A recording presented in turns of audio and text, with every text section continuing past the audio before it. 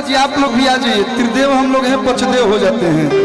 भैया के मन बा तेरे में जगह कम बा लेकिन ठीक बा कि हमारा रहते भूल रे सिरवा कवना बात के चिंता बा मिले ना आई पापा भैया के डरे जानू हो छापा पड़ल बाटे घरे।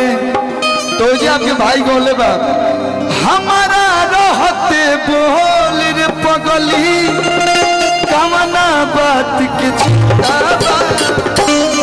अब आजुओ के डेट में बलिया में कोई बोलता ही रे।